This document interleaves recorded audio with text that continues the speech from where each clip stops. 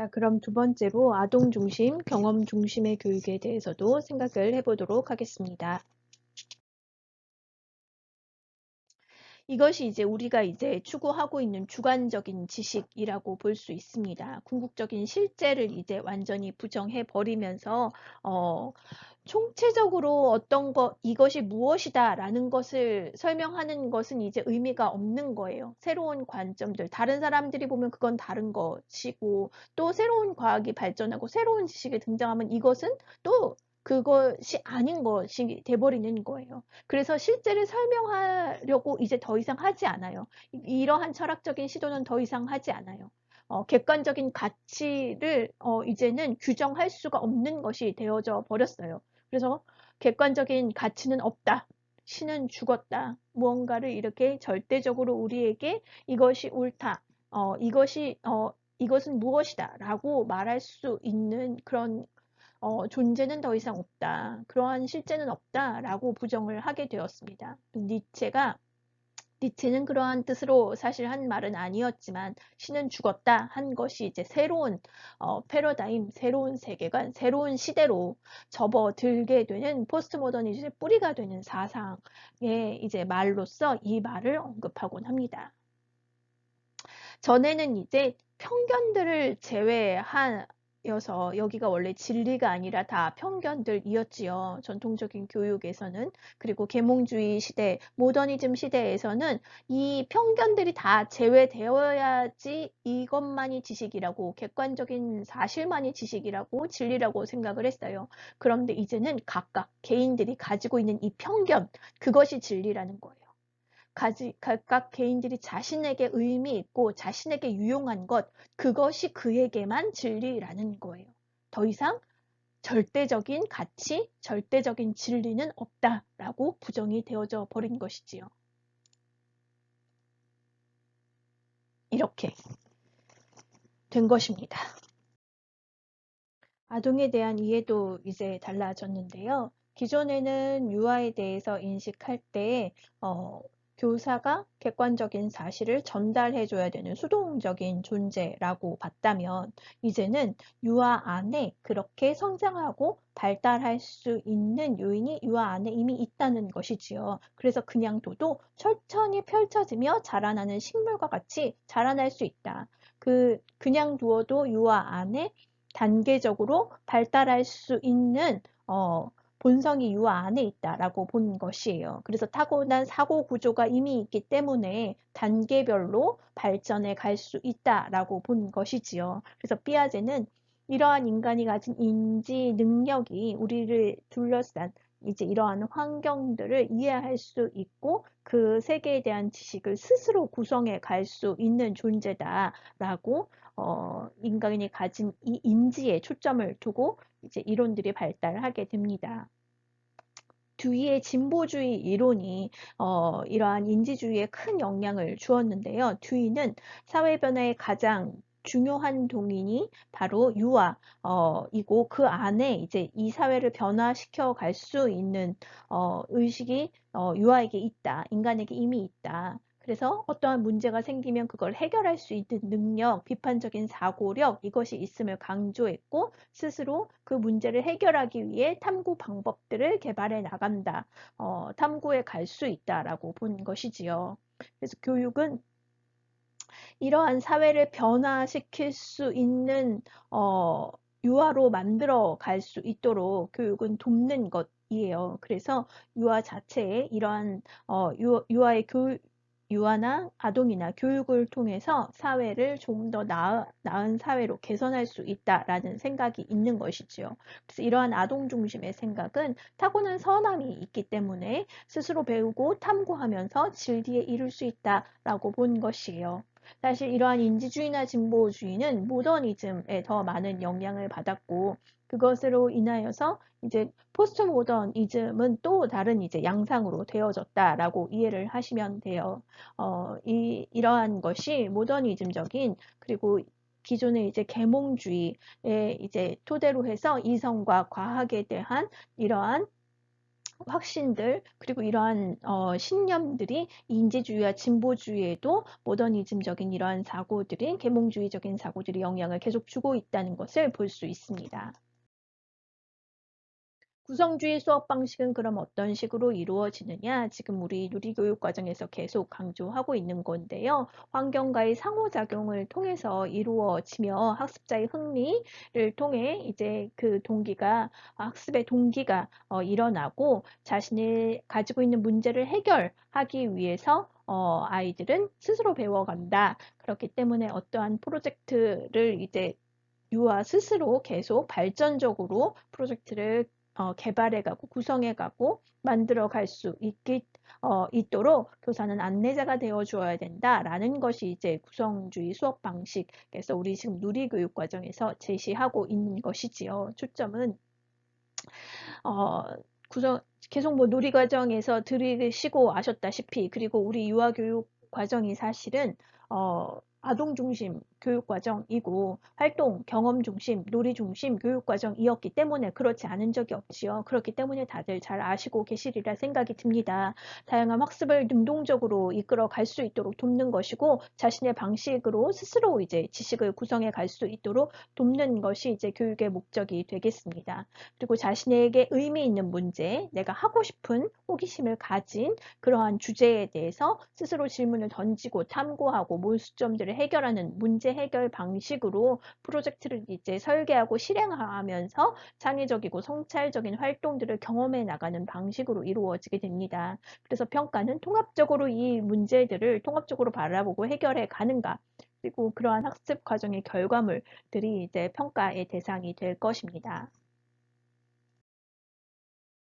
이러한 구성주의 교육의 이제 문제점, 기독교 교육, 기독교적인 가르침을 행하는 데 있어서 구성주의 교육이 우리에게 인사이트를 통찰력을 주는 부분도 있지만 기독교적인 가르침을 하기에 방해가 되고 어려움을 주게 되는 요인들을 구체적으로 좀 살펴보려고 합니다. 브로멜른이 이렇게 지적을 한 부분들에 대해서 정리를 해보았습니다. 진실, 존중, 긍휼, 책임, 청지기 정신 등 이러한 보편적 가치들이 질서정연한 세계의 지식 속에서 발견할 수 없다. 계몽주의적인 관점을 그대로 가지고 있는 것이지요. 구성주의에서도 사실 진보주의적인 교육에서도 모더니즘에 우리에게 주었던 그러한 생각들을 그대로 이원론적인 관점들을 주고 있는 것입니다. 지식은 독립적으로 존재하는 실제를 표현할 수가 없다. 개인적인 상호작용을 통해서 자신의 경험에 대처할 모든 지식을 이제 스스로 구성한다. 개인의 상호작용을 통해서 자신에게 의미 있는 경험들을 스스로 구성할 수 있다. 이것이 이제 포스트 모더니즘에 또한 영향받은 내용이 되겠지요. 모든 사람에게 타당한 궁극적인 지식은 존재하지 않는다라고 보는 것입니다. 그래서 자신이 경험한 것, 자신이 이제 의미 있는 것, 그러한 것을 찾아서 스스로 지식을 구성해 가는 것에 포인트를 두고 있는 것입니다. 스스로 진리, 의미, 생활 방식을 선택할 수 있으며 개인적인 선택은 언제나 정당하다라는 생각을 주게 되지요.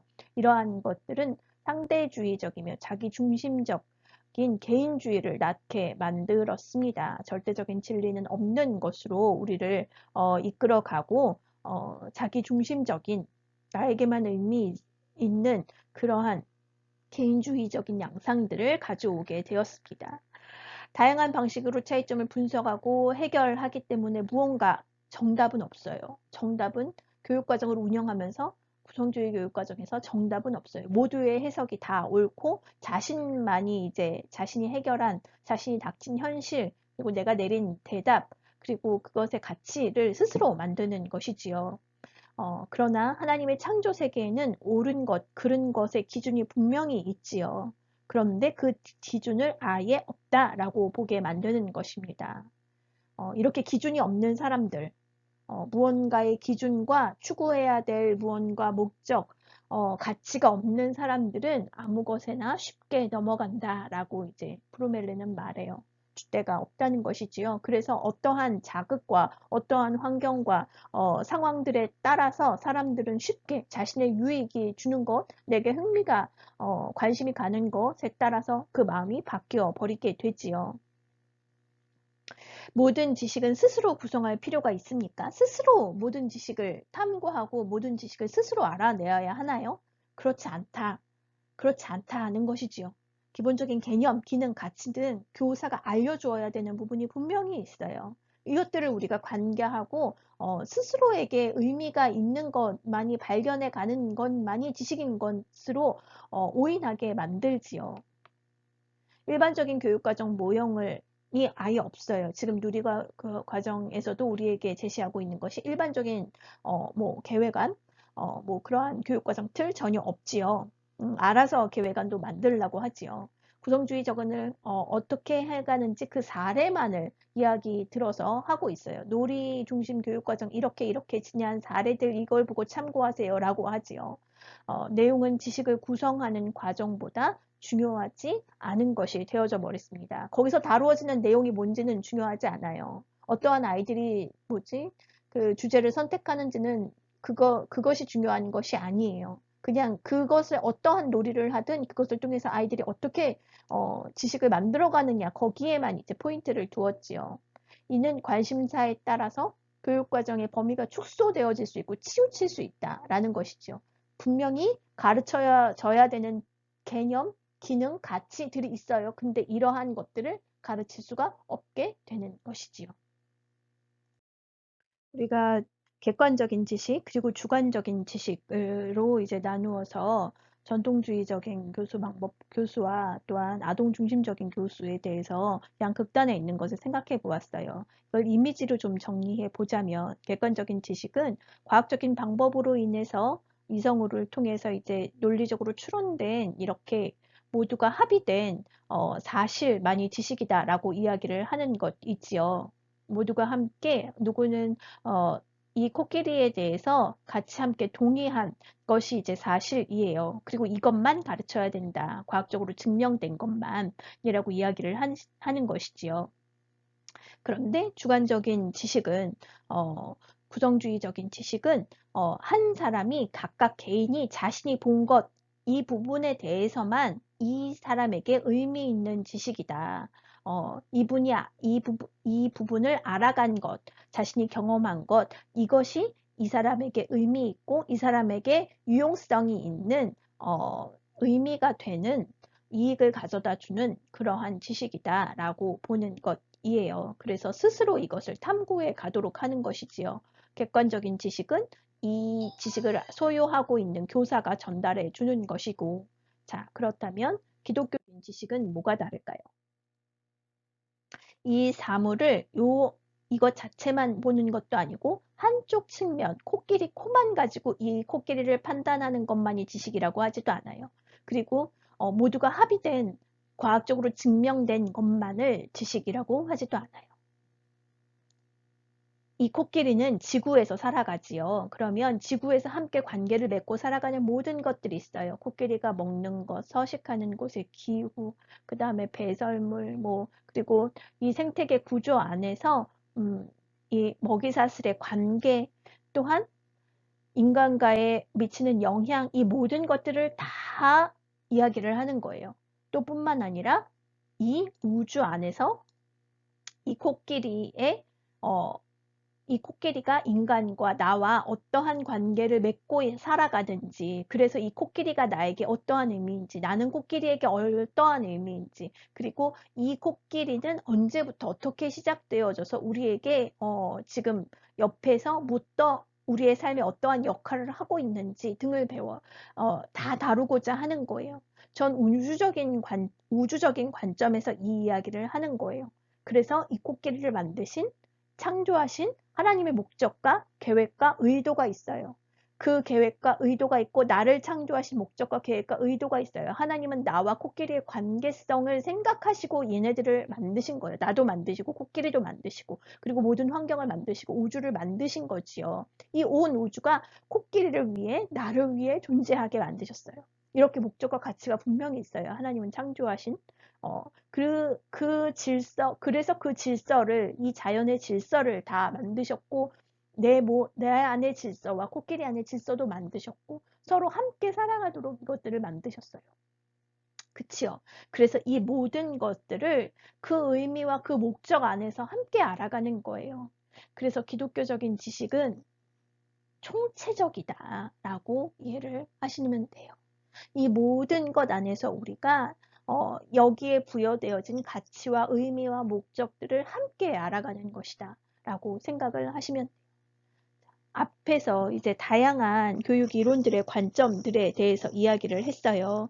그렇게 이야기를 하면서 양극단의 스펙트럼 안에서 이 모든 교육들이 그 절충안도 이렇게 나오기도 하지만 그 양 끝에서 자신의 관점 안에서 어쨌든 이 코끼리를 바라보고 이해하고 있는 거예요. 근데 코끼리 전체를 보기보다는 구성주의는 인지적인 측면에서만 바라보는 것이고 다문화주의는 자신의 환경과 내가 살아온 문화 안에서만 바라보는 것이고 생태주의는 이 코끼리를 바라보는 나의 환경 안에서만 이 코끼리를 보는 거예요. 코끼리가 코끼리의 관점에서 사실 바라보는 건 아니지요. 행동주의는 그냥 단지 생물학적으로만 이것들을 바라보고 인간을 바라보고 이해하는 거예요. 이와 같이 무언가 각각 이것 하나를 이해하는데 하나의 관점들만을 자신의 관점들만을 적용해서 한 부분만을 보고 있다라는 것이지요. 그렇지만 기독교적인 가르침은 이 전체적인 총체적인 관계성 안에서 이 모든 것들을 함께 알아가는 거예요. 자, 그래서 인간의 세계를 그리고 인간을 해석하기 위한 다양한 관점들이 있지만 이 관점들은 결국 하나님이란 존재, 인간, 자연, 지식, 가치라는 이러한 개념들에 대해서 각각 다 다른 그리고 저마다의 그러한 관점을 가지고서 이야기를 해요. 그러면 이러한 기독교적인 관점을 가지고 이것을 바라보는 것은 어떠한 것인지 우리가 좀 이야기를 하려고 해요. 그렇게 이야기를 하게 되면 선생님들이 제시하신 기독교적 가르침은 하나님, 성경, 기도, 예배, 교회 이러한 것들 아닌가요? 라고 했던 이것들의 자리가 도대체 어디 들어가야 되는 건지 이해할 수 있게 될 것입니다. 자, 두 번째 차시를 통해서 그럼 기독교적인 가르침은 무엇이 이러한 다른 교육들과 다른지 이야기를 자세히 구체적으로 해보도록 하겠습니다.